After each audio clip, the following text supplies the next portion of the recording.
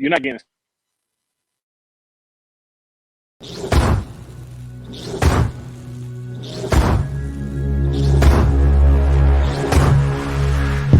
Ladies and gentlemen, boys and girls, you already know who this is, man. This is the big bad kaiju of STP. This is O'Shea Edwards. And this ain't the 1 count. This ain't the 2 count. No, my man. You listening to the 3 Count podcast.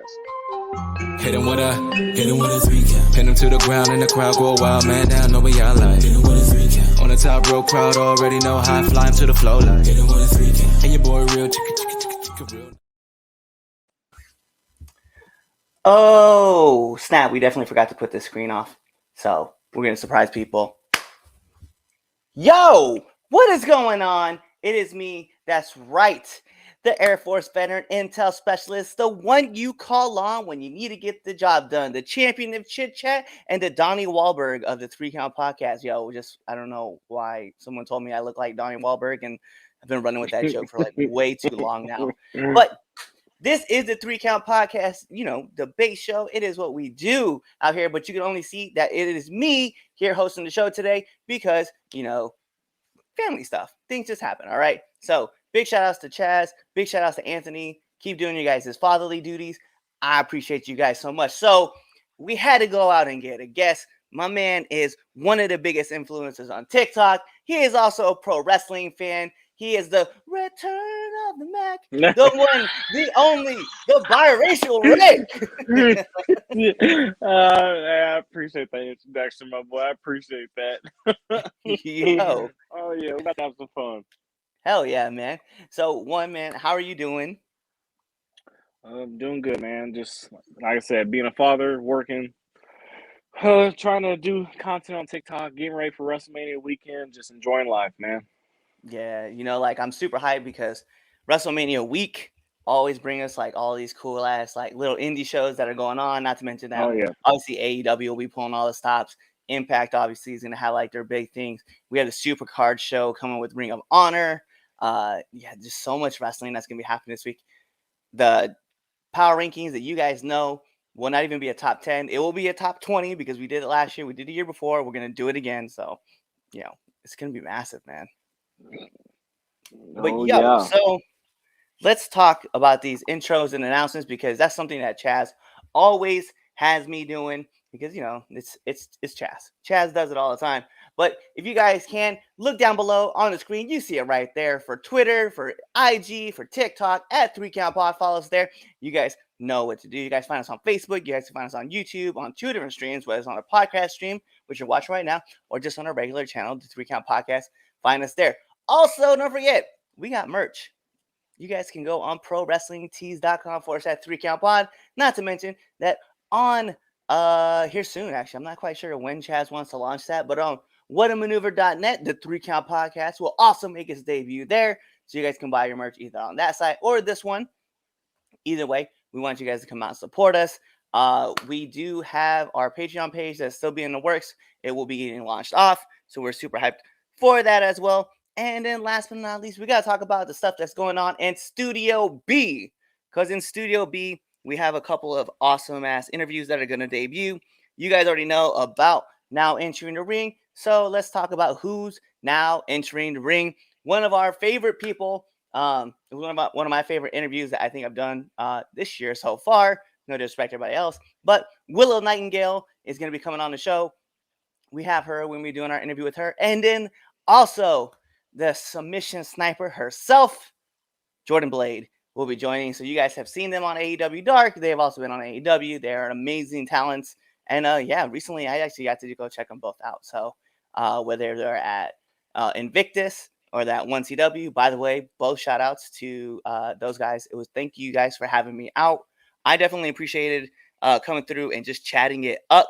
So we also got a surprise, and I didn't tell the guys this. I was kind of hoping that they'd be on the show. But if you guys didn't know, you guys can now play as people from the 3 Count Podcast right on WWE 2K22. There you go. Oh, it's snap. me right there. Snap. Oh, snap. That got me off guard. You guys can also play as Chaz. He's also on the board as well. Not to mention, I know this one's gonna get a lot of different reactions. You guys know he's in the game too. El Diabito. That's right. Lou, the franchise himself, is in the game. You guys see him right there. And then last but not least, the Dark Lord himself, Damon Fatale, is in the game. So you guys can now run with us in 2K22.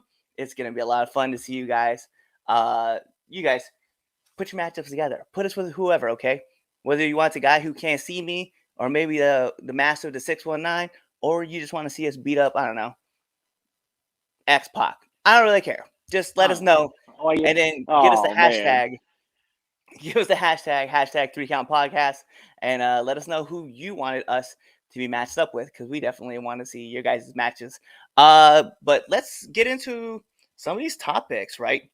So we do have a lot of fun stuff to talk about today, but we are going to start off with our first topic. Normally we would start off with match of the week, but I feel since Chaz isn't here, I'm going to rearrange the order. So let's talk about the one guy that every person wants to talk about because his amateur career is over with. Gabe Stevenson has ended his career. Also, crazy enough, I have to make an adjustment really quick because we have a run-in for some reason. Someone decided to join in late.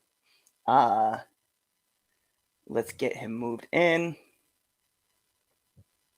It is El Diabito himself, Lou the franchise. It is your favorite wrestler, Noah Samoan. Decided that my wife could take care of the kids for a little bit while I lay in bed and do this damn thing. But well, it's weird that you're like also on your selfie stick. That's super strange. Anyway, aside from that, so let's talk about Gabe Stevenson, right? So he's finished up his amateur career. He was big on the Olympic scene and obviously winning a gold medal, and then coming back, winning his second NCAA heavyweight championship. Everybody knew he was heading to WWE. So the question is, what is the ceiling for Gabe Stevenson? So we'll start with biracial. We'll head to the diabetic one, and then I'll wrap it up. Well, to me, I mean, I feel like the standard a little too high. Like, I'm not saying they're trying to hype him, but I feel like just his name and what he's been doing, they're going to try to hype him up for like another Brock Lesnar situation, like when he came out of the collision wrestling. So I feel like if they try to overhype him too much, that's just going to bring him down even more. So I feel like they just need to treat him as like just a mid-carder, let him grow, not just put him at the top at everything, because that's what's going to bring him down more than anything. If they sit there and just over-pursue him right off the get-go. That's how I feel about him. Lou's on you. All right, so me getting to watch Gable Stevenson live this last Big Ten championships here in Lincoln, I can tell you the dude is fast, smooth, flexible, agile. That ceiling and he's young. That ceiling is so high, it's not even funny. I think that biracial Rick is right. You need to push him as a mid-carder right now and let him grow. But I think that he's going to grow fast. Yeah. Have you seen him do his moonsault or his backflip? The dude is athletic as fuck. Yeah, but my problem is I feel like the ceiling is going to be set up way too high that he's going to flounder. Because the number one thing is that WWE is not going to really know like what to do with him. Like they have another dude who's a former Olympian on their roster, and they don't know what to do with him. Like, sure, he's gaining traction now with Alpha Academy, but for the longest time, like Chad Gable was just struggling. Like he was just kind of swimming all over the place, and they were trying to figure out what to do with him. They shortened him down, Shorty G. They brought him back up. They gave him Alpha Academy. He was in Team Alpha, then he was in Team Beta, and then he became like, just like there's so much things that they were trying to like accomplish, but they couldn't get anything going. And unfortunately, I feel like because they already have their dude who's their next, like, quote unquote, Brock Lesnar, right? And I say in Harlan, because he's on NXT 2.0, he's coming up. They made him shave his head because they're like, hey, you do look like Brock, so we need you to like get a different look.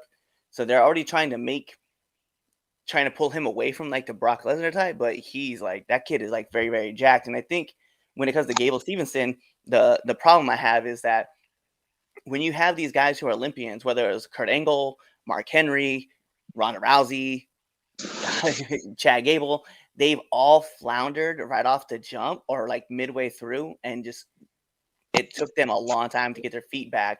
And I'm kind of worried that's what's going to happen with. He's going to start off hot. We're all going to be all behind him. We're all going to be like, yeah, America, Olympic gold medalist. That's why I've always been cheering him. And then he's going to flounder. We'll be like, he sucks. He's not good for we brought him up too quickly. Send him back to NXT. And then we're going to be like, then I think probably by like the 10th year, we're all going to be like, he's so cool. But I feel like we're going to ride this like ridiculous roller coaster for a little bit with him. Oh yeah. And I don't want to put any downer on him. I just think that that's just what's going to happen, unfortunately. Yeah. That's what I'm hoping, Brad. Like, I just don't want them to overhype him because, like your friend said, he's athletic. He's got that charisma. He's good, but I don't want them to over push this man to the point where he gets boring within the first few years, and then he just goes down to mid card and then he ends up getting released in the future. I do not want it to happen to him because I feel like he could be a star. They just got to use him right. That's the big issue, is using him right. And the funny thing is that we're all gonna like him at first, right? It's gonna I'm gonna tell you the pattern is gonna happen. We're all gonna like him at first, and then somewhere between like the 10-month range, or maybe a little sooner, right? We're all just gonna hate him, right? And then he's going to change his gimmick. And then we're all going to get behind him. Because it's the WWE formula, and it's just how it works, right? If you're Kurt Angle, you're the Olympic medalist, and then you're talking about being an Olympian, and the crowd boos you, and then you become a heel, and then people tell you that you suck, but then they start cheering you because they say you suck. Or you're Mark Henry, and you come out, you're like this big, like, I'm the strongest man, and then like you get booed, then you put you in the Nation of Domination, and then the Rock and you kind of take off, and then you help give birth to a hand, and then people start cheering you because you're sexual chocolate. Or maybe it's just, I just see the rotations like happening, and I'm like, damn, this is gonna be insane to see happen. You gotta unmute yourself, bro. Yeah. There you go. I would love to see Sexual Chocolate 2.0 though. No. Oh man. No. Fucking hey, Gable Stevenson, do it, dude. Yo, you know what's gonna be I want him to come out and just be him and have fun. And then like obviously like he's gonna turn heel. We're all gonna like boo him. Like at some point he's gonna turn heel.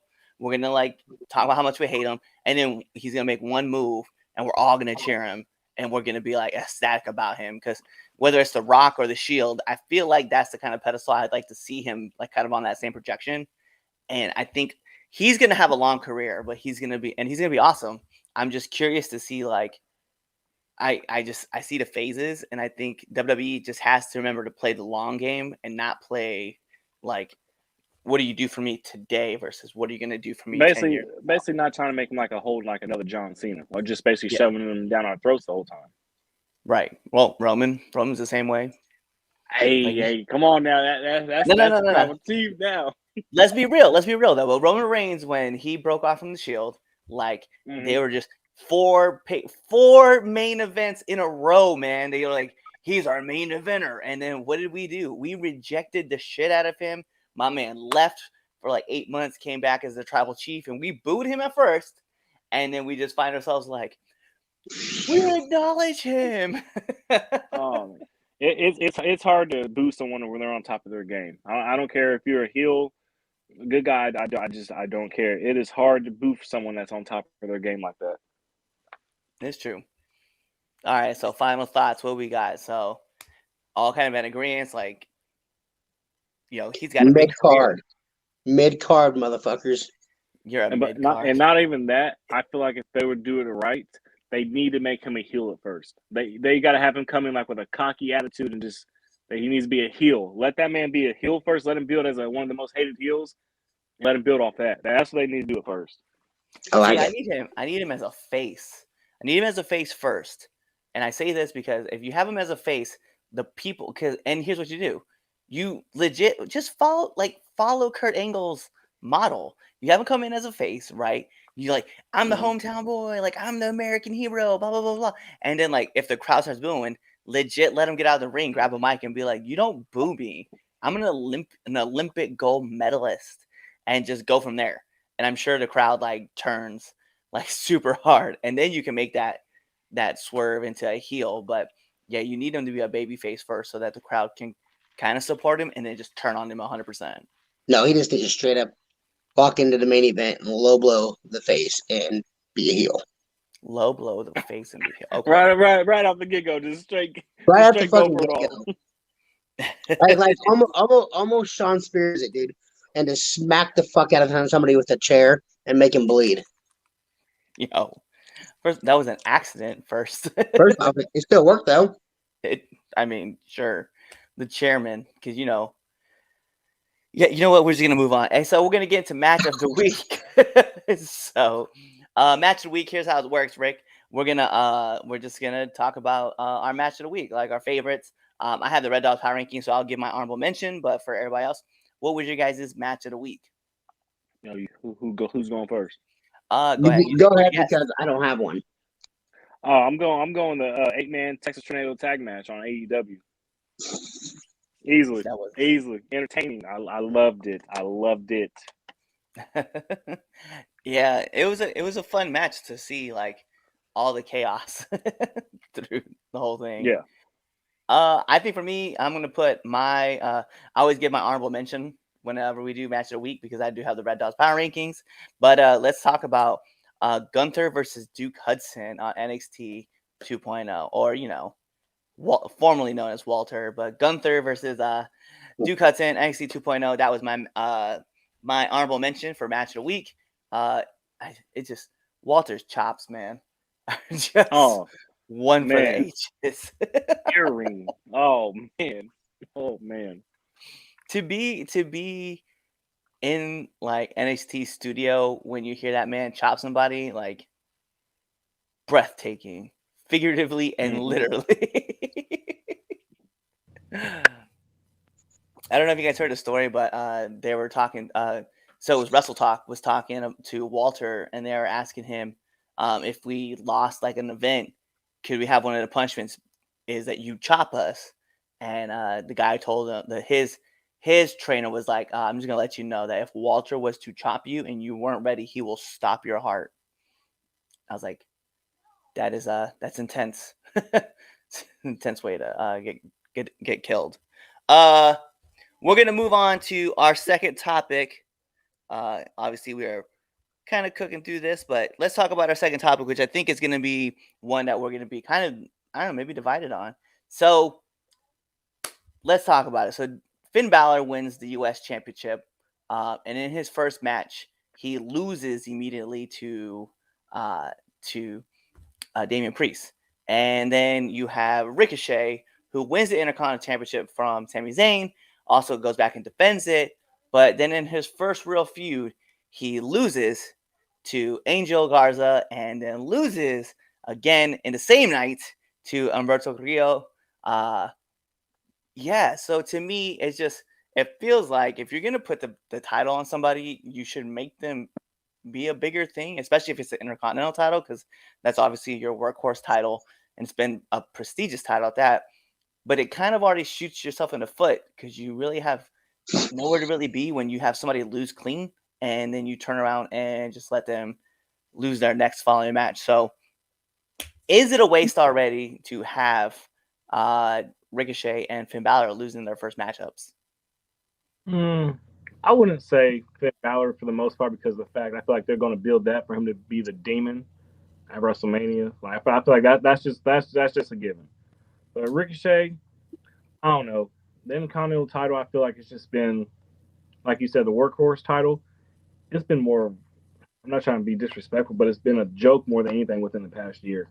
And then that's just how I feel about it. Now they're having him lose, like you said, twice in one night. I feel like now they're just trying to find a desperate situation to make the Intercontinental Championship match for WrestleMania.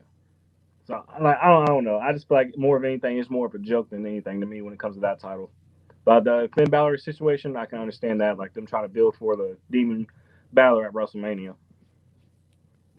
Go ahead, Lou. Yeah, I'm gonna agree with him. And if Demon Balor doesn't come out, I'm gonna be really, really angry.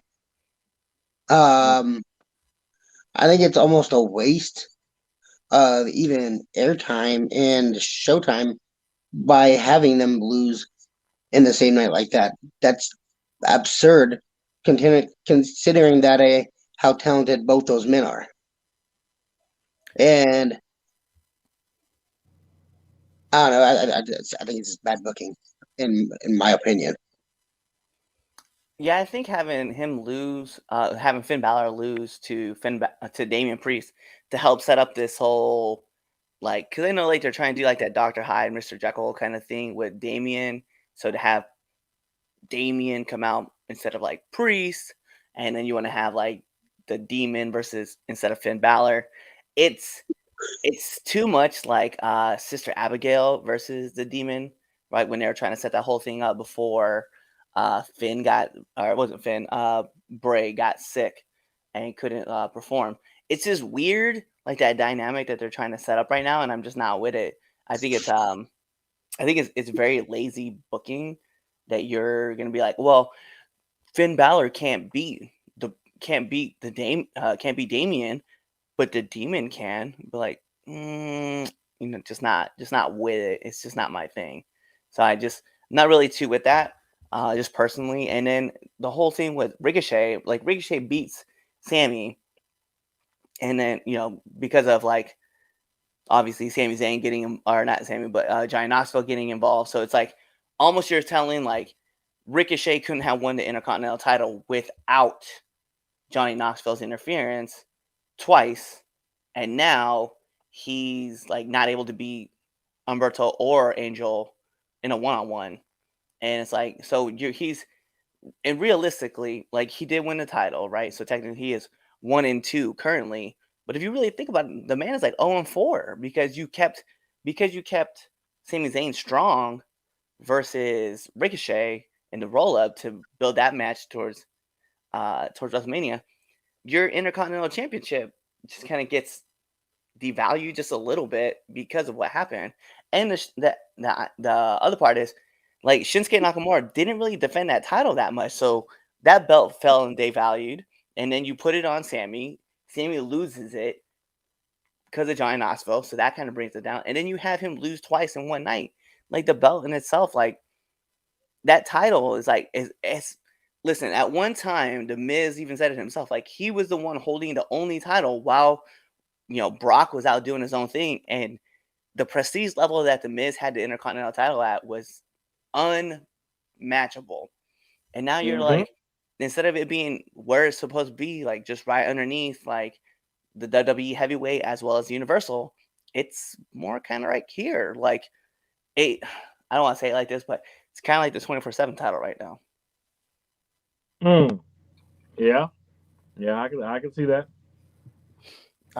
Yeah, so in the way to I think like help like rebuild this booking, right, is right now the one thing you're gonna have to do is obviously they did with Finn, where Finn was like in a tag match and he got the win, so can I get some momentum rolling back up? You're gonna have to do the same thing with Ricochet. Ricochet's gonna be in the same boat where you can put him in a tag match. He's gonna find that one person. They're gonna beat Angel and Humberto, and then at WrestleMania, it's gonna be obviously like a triple threat match, and then Humberto and Angel are going to be battling. They're going to obviously like collide because they're going to want to, each one of them is going to want to win the Intercontinental title, but then obviously Ricochet is going to come through and win it. So it's predictable, but you're going to have to build that story pretty strong.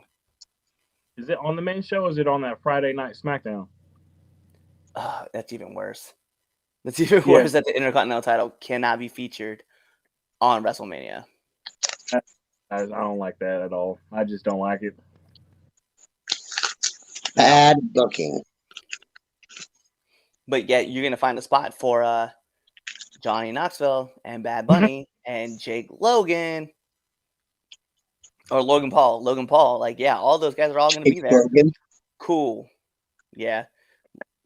Jake Logan, Logan Paul. They're Sorry, both the Jake. same people. Sorry, Jake. Jake. I love you, Jake. I'm But yeah, so not gonna sleep on that match between Johnny and Sam. I know that match is gonna be more like a entertainment wise, but I'm not gonna sleep on that match because I am interested in seeing what WWE's gonna let Johnny Knoxville do during that match too. So I'm kind of what they're gonna try to do during that. You not even just do, but go through. Like Yeah, him being a Jackass member. Like how much pain are they going to really let him go through?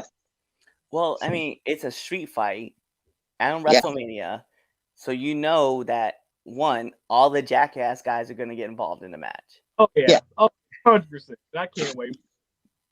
I can't wait to see Steve-O. Like, I'm gonna be 100%. I can't wait to see Steve-O take a haluva kick in a corner. Like, I like Steve-O, but just to see Steve-O just get crushed by a kick, it's gonna be so funny. Chris Dunn's coming back. I'll stop the ring. Oh, I can't wait. Oh, I can't wait.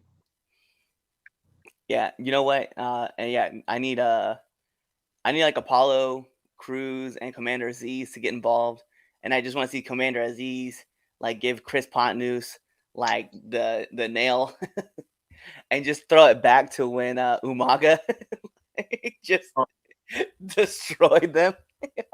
I just want that throwback. All right, we know the this is where the jig is up, and Chris Dunn is coming back. Oh, That's yeah. No. No. I was like, and it's not even Chris, it's Ryan, you idiot. Ryan Dunn. Thank you. Fucking Ryan Dunn. I was trying to think we always know him as Dunn. Yeah. You gotta know the right one though. All right, so we're gonna get to our other favorite segment of the show. Everybody knows it. Heat check.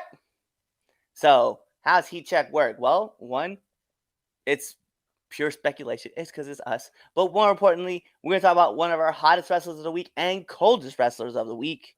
And yeah, so you can pick out your hot one, you pick out your cold one, and we're gonna talk. We'll talk about them if you guys want to. So, Rick, the floor is yours.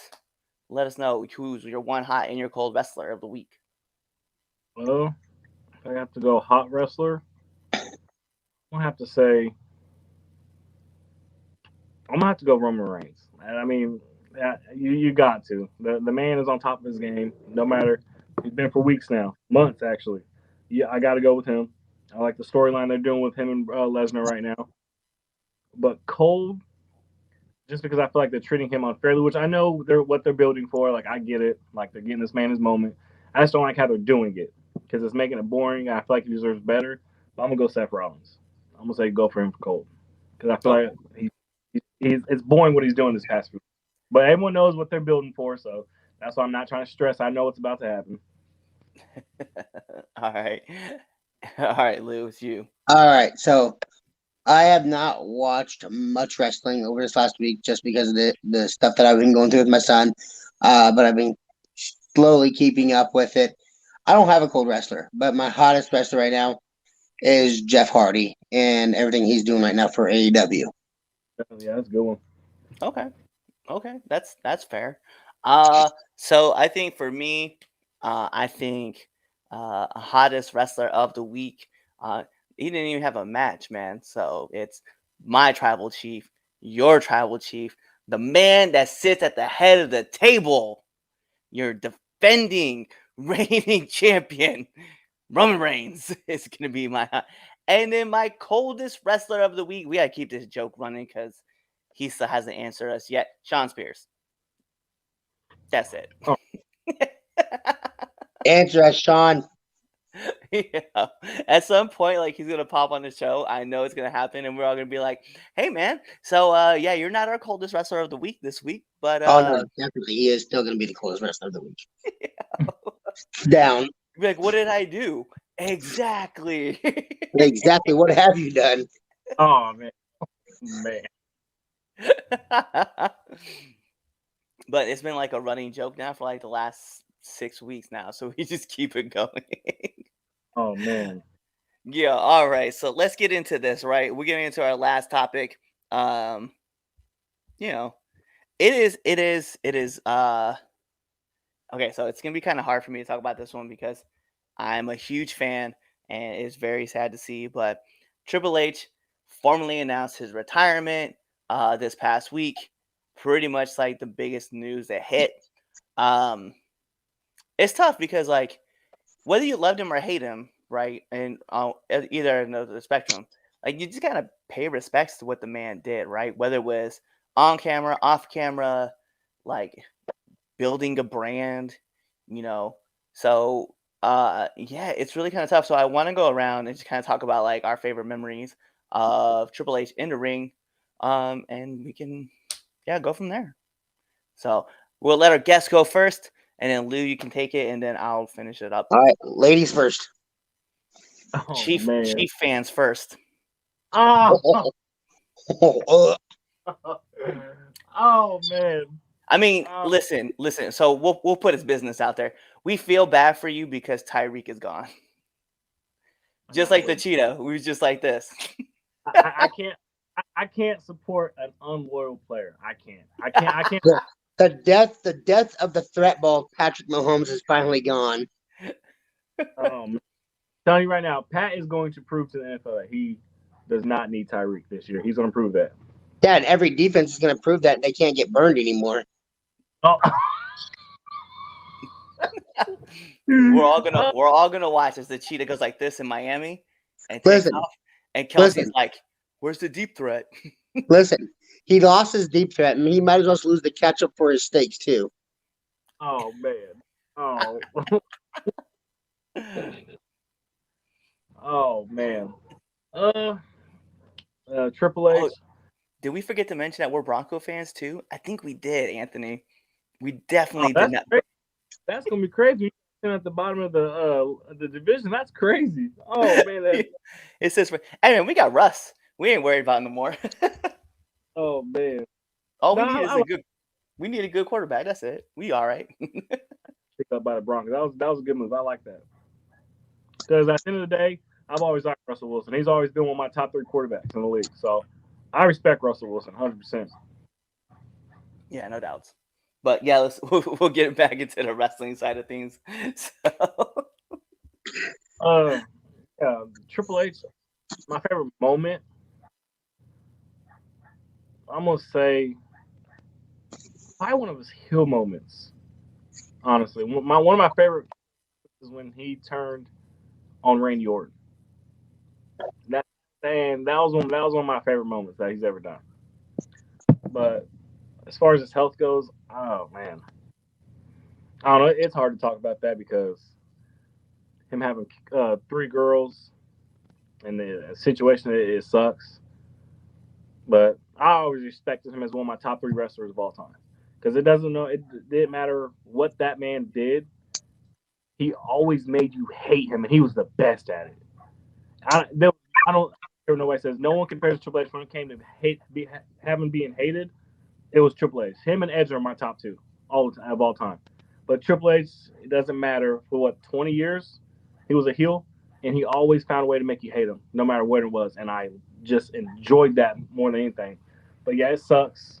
Prayers go out to him and his family. I hope he can. I don't know. I hope he can get through that situation with no issues. But yeah, it sucks because me being a father myself, I know how that feels. Being scared to something happens, you're not being there for your kids no more. It sucks, and yeah, it's a bad situation. I just don't like seeing him go through. Yeah, absolutely. I agree with you there. I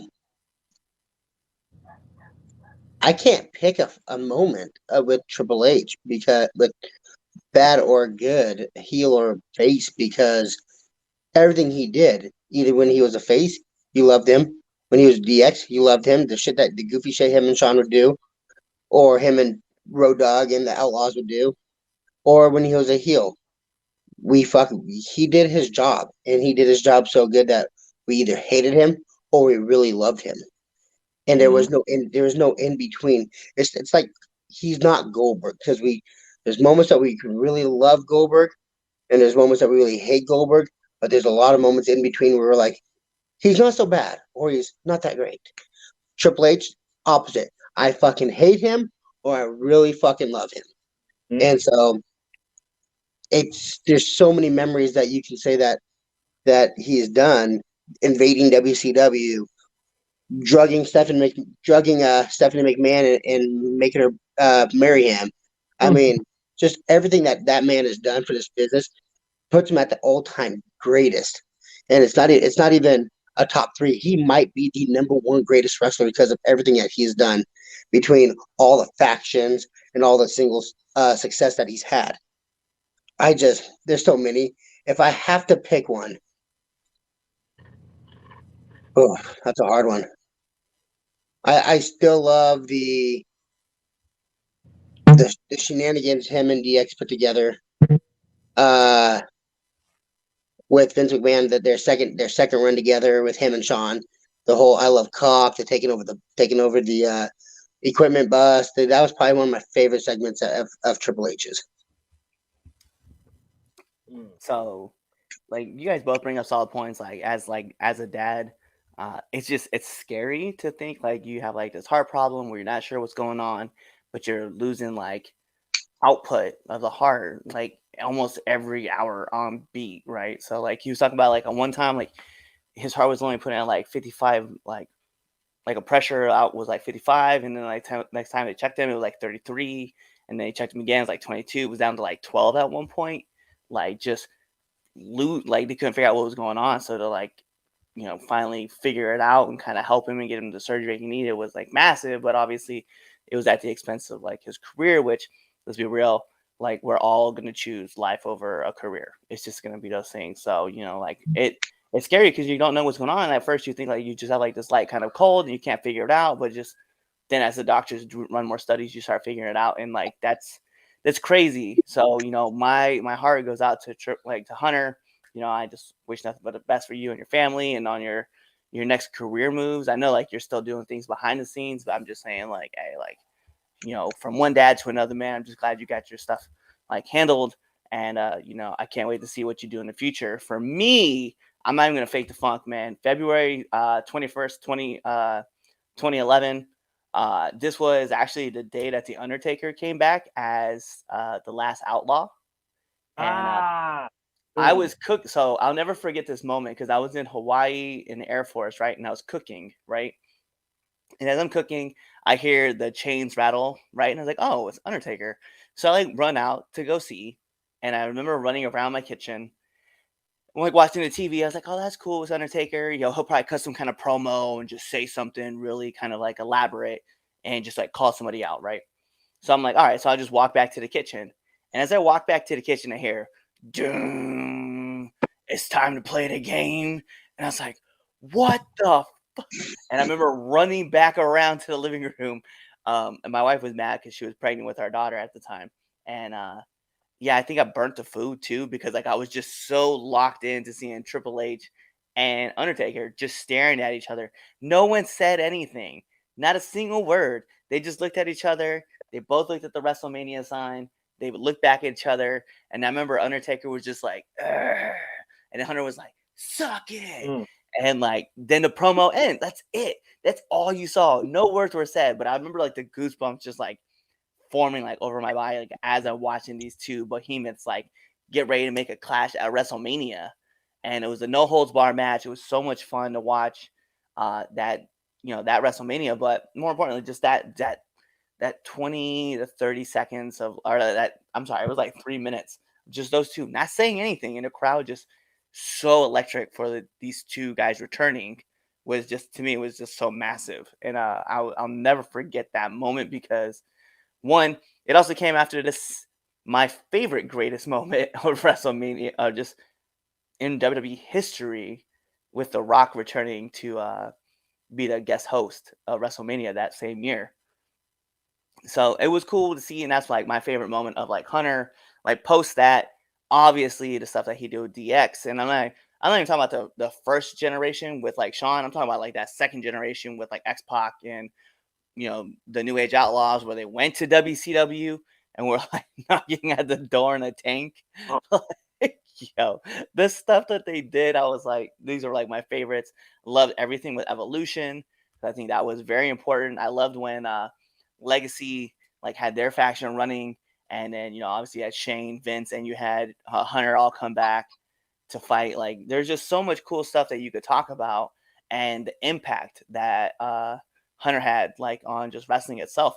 NXT Black and Gold, like the massive matches that we were getting because of how he was producing NXT. So like this man was like, hey, I don't want to borrow anybody else's like catchphrase, but he was the certified G, and like he tore the roof down every time, man. So I was definitely hyped. Or how about when Rob Van Dam did the frog splash off the Elimination Chamber and landed on his throat, and Hunter continued the match. So toughness on this man's level is on another part, man. Guy comes back from 2 torn quads to wrestle. Like it's just everything that this man has done. It's just been electric. And sorry, Rock, but it is what it is. I'm pretty sure if the Rock was watching, he wouldn't even care about what you said, man. He wouldn't even care. No, he would say the same thing. And then, you also got to talk about the stuff he did with the Click.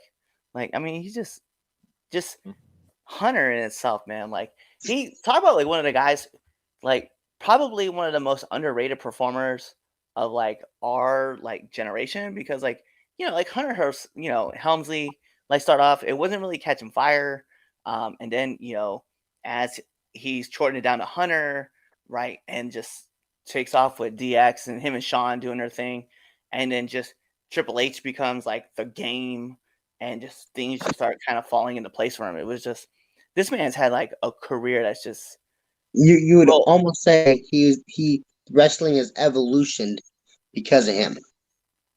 Yeah. I'm not even that. If you want my honest opinion,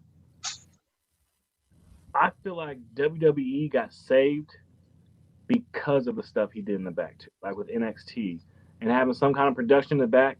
I feel like at one point he did save WWE at one point too. He made WWE more interesting when he did NXT. He made it more fun and more entertaining. Because I ain't gonna lie, there was a point I was watching NXT more than all of SmackDown. NXT was just that show for a while, and he is the main reason for that. And you can't hate the man that he knows what he's doing. He's good at what he does.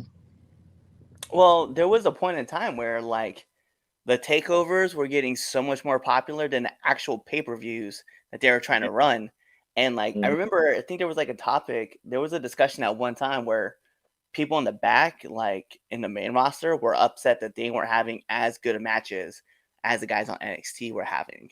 Yeah. And that's why so many people were like talking about wanting to come back to NXT, whether you were like Dolph Ziggler or The Miz, John Morrison, whether you were KO, Sami Zayn, all those guys all wanted to come back to NXT, and they wanted to wrestle because they're like, dude, like these guys are tearing down the roof every single night, and every single takeover, they're just obliterating the competition. Like I think, right, that, and this might be like the boldest statement I might say on this podcast, and a lot of people are going to hate me for it, and that's fine with me. I don't really care. But NXT Black and Gold's takeovers at its peak were better than what any AEW pay-per-view is. Oh yeah, 100%. You can throw the finger up, throw the food up if you want to, but yes, hands down, I totally agree with you. The 6 matches that we got from NXT Black and Gold, every takeover, I felt like were just 20 minutes of just a bomb fest, but they are always produced so well. Where in AEW, and I don't want to knock AEW, any AEW pay-per-views, because they're all really good. But the problem is that sometimes you have 1 or 2 matches that just kind of drag, and it wasn't like that with Black and Gold.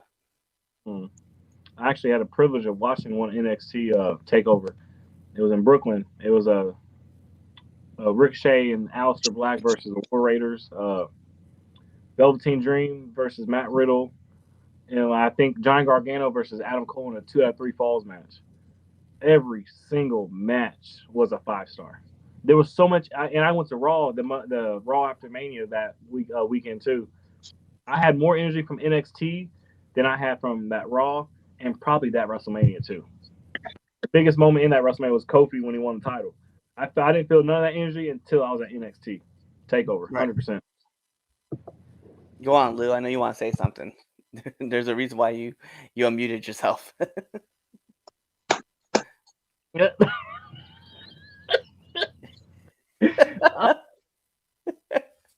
Bet. All right. So we're going to take this to everybody's favorite segment that's here on the 3 Count podcast. It is the Red Dogs Power Rankings. And I'm not going to do like Chaz does. Dun, danger zone, danger zone. I got you, Chaz. That's as far as it goes, though. Ridiculous. All right. So I did give my honorable mention match, right? We did talk about Gunther versus Duke Hudson on NXT 2.0. Rick, you brought up a great point about the 8-man tag match. I will be honest, man. I'm not a huge fan of multi-man matches, and for the reason why is because I do like watching matches that make me like get involved, like get interested in like matches, and it's usually a tag match or a singles match. But I did enjoy that 8-man tag match as well. But it is not on this list. So let us talk about the matches that start us off. At number 10, we're going to talk about Tasha Steelz versus Mickie James. This was a street fight on Impact. It starts us off at number 10. I don't know if you guys have seen it yet, but I would really suggest you guys do. Number 9, Shinsuke Nakamura versus Jimmy Uso on Smackdown. This definitely belongs on the list because this was just a fire match. I love seeing both these guys work, by the way. Let's get into number 8. This was also coming from Impact. We have Mike Bailey versus Laredo Kid versus Willie Mack. So, guys, Twitch, if you guys want to go watch Impact, it's you gotta go back and check that match out. Let's move into number 7. It was Solo Sikoa versus Roderick Strong on NXT 2.0. It's fire. So we're gonna move into number 6. It was good to see this man come back, but it was bad because of the circumstances on why he came back. Xavier Woods versus Ridge Holland on SmackDown. I love seeing Xavier Woods back. So glad he's back from injury as well. Number 5. This is the benchmark match, and I feel like a lot of people are going to get pissed when I say this. AJ Styles versus Seth Rollins on Raw. Like, this match was so good, but it is number 5 because the other matches that I put on here were a lot more electric, and I'm not even going to front. I'm not even going to lie when I say this, right? So we're going to move into number 4. It was Sasha Banks versus Rhea Ripley versus Queen Zelina Vega on SmackDown. Much love to that match. We're going to jump into number 3. This is the one match that I know no one else saw because unless you were there last night physically to watch this match, it was Camille versus Allie Katch at 1CW. Camille, being the NWA Women's Champion, took on Allie Katch. The match was so good. So good. That was the electricity that you could feel in the crowd that night was amazing. So let's go into number 2. It was Ricky Starks versus Swerve Scott on Rampage. To be there live, I can only imagine that it would be so much awesome. And I think that this match was very, very needed to be seen by fans. So I definitely have to put that out there. Last but not least, my number 1 match for this week. It's going to be CM Punk versus Dash Harwood on Dynamite. So, yeah. So if you guys didn't check out that match, it was a fun match. It was really good on Dynamite. And it is just 2 guys who work, who can put over, get a crowd to, can do everything. So, let's go. So that is the power rankings for this week. Lou, I know you have something you want to talk about. I do. So, I'm using this platform like I normally do when something happens in our life. And I'm not going to talk about what happened this week with my kid, but for the first time I've actually been on this podcast, I've been able to feel comfortable enough to talk about this. February 4th, 2022, we lost a great man named David Boyles. He was a father/brother to me. One of my best friends, Dominic, his father passed away all of suddenly. And I wanted to take today to finally be able to give him a shout out and say that we miss you. Your son's in good hands. Your family's in good hands. You know that we and my wife got you. My kids lost a grandpa, and I couldn't imagine life without you like we're doing now. But we miss you, Dave, and thank you for everything that you've ever done for us.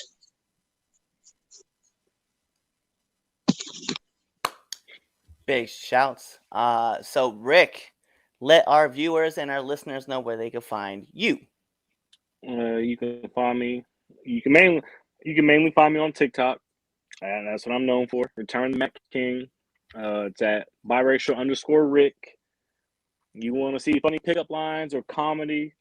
I'm the man to come see on TikTok. So if you can drop me a follow at biracial_Rick and come enjoy the fun. Hell yeah. That's what your boy does. He just like hops in and just be y'all be laughing and stuff, like seeing all your content. Like how you put it out there. Oh man. Appreciate that. So you guys know what that means. And you know what? I know Chaz has his way of doing this, but we're gonna do this like we do this on Now Ancient Reign. But first, before we end this off, guys, make sure to go follow us on all of our socials. You see it right there on Twitter at 3count_pod, on IG at 3countpod, on TikTok at 3countpod. And then make sure you guys hop on prowrestlingtees.com/3countpod and follow us, and buy our merch, right? The t-shirts. Right, they're there. There's also another one up there. Actually, Lou's wearing his. And then, one other thing that you guys need to do, it's like every good wrestling match. You got to take it home because this is the 3 Count Podcast Debate Show. And I've been your host, Clifford Red Dog Miller. That's right, the man that leads you up this mountain called wrestling. But more importantly, we will see you next time. So either tune in or, be there, or what Chad says, be somewhere else. Peace.